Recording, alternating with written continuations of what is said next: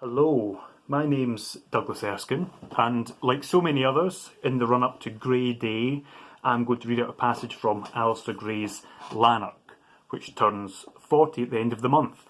I've chosen to read out this passage from chapter 24 because I don't think anybody else will have chosen it, and because it features the character Erskine Drummond, who is a version of Alasdair Gray's great friend, the artist Alan Fletcher.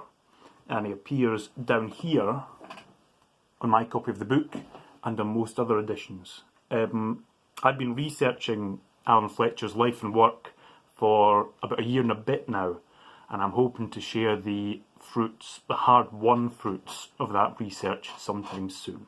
But anyway, here's the passage, and it begins: Thaw drew, Drummond painted, they gossiped and improvised jokes, and sometimes chuckled continuously for many minutes. They had spells of listlessness when Janet made the tea. Each time he drew her, his hand moved more easily and depicted more of the surrounding room.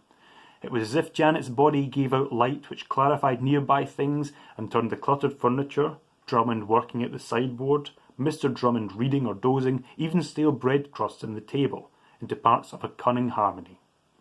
She sat still easily under his concentrated stare. Sometimes her eyes returned it for a second, then glanced slyly sideways at Drummond. Thaw said, "You're a flower beneath the foot, Janet." "What do you mean, Duncan?" "You're beautiful and neglected and dishevelled." "Don't encourage her," said Drummond grimly. "Don't you know it's deliberate? She probably wants the girls at school to think I beat her." "Why have you always to be so offensive?" said Janet. "Why have I? Why have you always to be offensive?" "Stupid," said Drummond, almost kindly, for he was staring at his painting. He had taken out all but one white ball and said, "How's that, Duncan?" "Good, but I preferred it with more balls." Drummond frowned at the picture, took a saw from a drawer, and cut off the part with the snooker table on it. He placed the self-portrait on the mantelpiece and said, "How about that, Duncan? More perfect, but less worthwhile." Drummond said, "Make the tea, Janet." He took a small gilt frame from under the sideboard, measured it, sawed the head off the portrait, and fitted it into the frame. He hung it on the wall and stood back regarding it with arms folded and head on one side. He said, "More perfect? You're right, Duncan. It is more perfect. Yes, I'm pleased with my night's work." "All sheer bloody nonsense," snorted Mr. Drummond from his bed.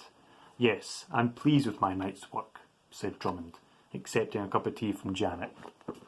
So that passage, although that passage might not show Erskine Drummond or Alan Fletcher in the best light, for me it really brings to life these nighttime gatherings that Fletcher hosted in his flat on West Graham Street, where Alasdair honed his wonderful portrait sketching skills and where Alan Fletcher created some of his very best pictures. The picture that's mentioned in that passage of the self-portrait, that actually exists, and it's in a private collection in London, and it's still fabulously in its wee gilt frame, which Alasdair writes about in the book. Going by that picture, anybody so inclined can date that passage of the Thaw narrative in Lanark to 1954. Although Alasdair might have played with time in Lanark, letters, interviews, and his diaries evidence the fact that so many passages in Lanark are rooted in actuality. He would record conversations with friends in his diaries and transcribe them as dialogue in Lanark.